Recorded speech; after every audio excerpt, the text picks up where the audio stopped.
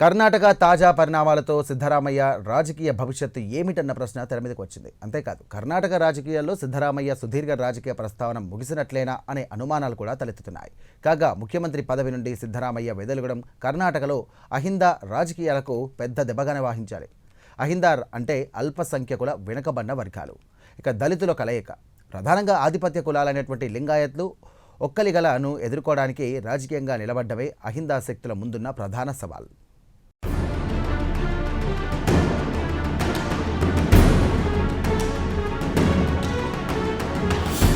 మొత్తానికి కర్ణాటక రాజకీయాలు ఒక కొలిక్కి వచ్చాయి.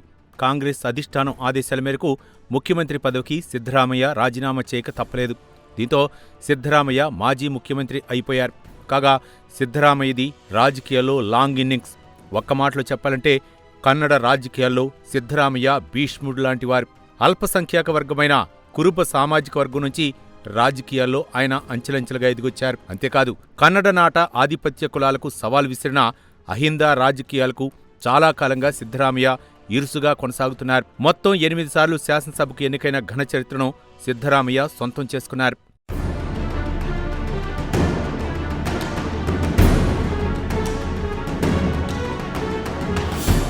అయితే సిద్ధరామయ్య మౌలికంగా కాంగ్రెస్ వాది కాదు. భారతీయ లోక్ దళ్తో ఆయన రాజకీయ ప్రస్థానం మొదలైంది. ఆ తర్వాత కొంతకాలం దేవేగౌడ నాయకత్వంలోని జనతాదళ్ సెక్యులర్ పార్టీలో కూడా ఆయన పనిచేశారు. అయితే జేడీఎస్లో దేవగౌడ కుటుంబం జోక్యాన్ని ఆయన వ్యతిరేకించారు. ఈ నేపథ్యంలో జేడీఎస్ నుంచి సిద్ధరామయ్య బయటకు వచ్చారు.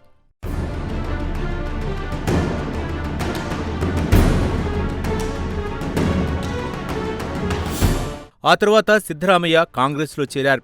కాంగ్రెస్లో ఎంట్రీ ఇచ్చిన తర్వాత సిద్ధరామయ్య ఇక రాజకీయంగా వెనుదిరిగి చూసుకోలేదు.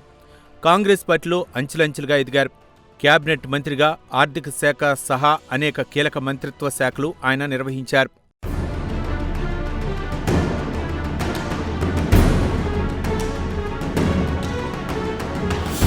కాగా 2013 సంవత్సరం సిద్ధరామయ్య రాజకీయ జీవితంలో వెలుగులు నింపింది. ఇదే ఏడాది ఆయన తొలిసారి కర్ణాటక ముఖ్యమంత్రి అయ్యారు. 2018 వరకు ముఖ్యమంత్రిగా ఆయన కొనసాగారు.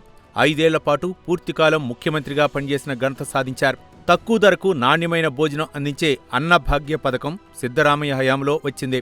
మౌలిక వసతుల కల్పన, విద్య, వ్యవసాయం వంటి కీలక రంగాలపై అప్పటి సిద్ధరామయ్య ప్రభుత్వం దృష్టి పెట్టింది.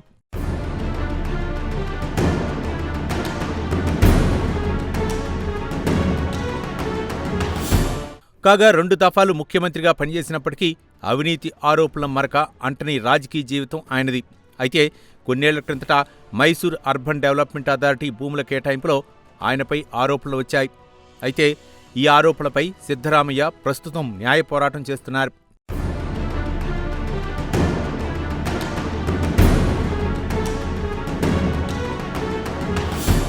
ఇదిలా ఉంటే 2023 అసెంబ్లీ ఎన్నికల్లో ఆయన వరుణ నియోజకవర్గం నుంచి పోటీ చేసి గెలిచారు. అయితే ముఖ్యమంత్రి పదవి ఆయనకు అంత త్వరగా రాలేదు. ముఖ్యమంత్రి పదవికి మరో సీనియర్ నేత డీకే శివకుమార్ పోటీపడ్డారు.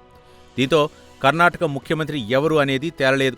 ఈ నేపథ్యంలో 4 రోజుల పాటు కాంగ్రెస్ హైకమాండ్ చర్చోపచర్చలు జరిపింది. చివరకు సిద్ధరామయ్య మెడలో జయమాల పడింది. అలా రెండోసారి అంటే 2023లో కర్ణాటక ముఖ్యమంత్రిగా సిద్ధరామయ్య బాధ్యతలు చేపట్టారు. అయితే డీకే శివకుమార్ అనుకూల ఎమ్మెల్యేల ఒత్తిడికి కాంగ్రెస్ అధిష్టానం లొంగిపోయింది.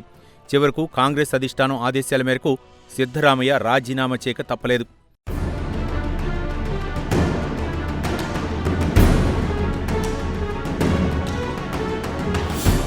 అయితే ముఖ్యమంత్రి పదవి నుంచి సిద్ధరామయ్య వైదొలగటం కర్ణాటకలో అహిందా రాజకీయాలకు పెద్ద దెబ్బగానే భావించాలి. అహిందా అంటే అల్పసంఖ్యాకులు, వెనుకబడిన వర్గాలు, దళితుల కలయిక. ప్రధానంగా ఆధిపత్య కులాలైన లింగాయత్లు, ఒక్కిలిగలను ఎదుర్కొని రాజకీయంగా నిలబడటమే అహిందా శక్తుల ముందున్న ప్రధాన సవాల్.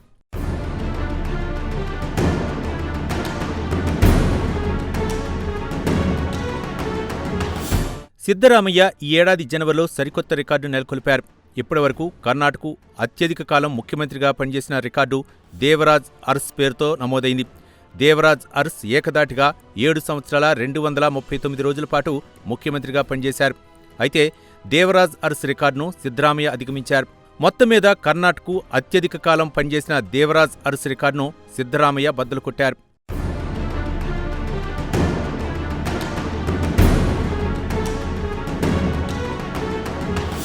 ఏది ఏమైనా ప్రస్తుతానికి అహింద రాజకీయాలకు బ్రేక్ పడిందనే చెప్పుకోవాలి.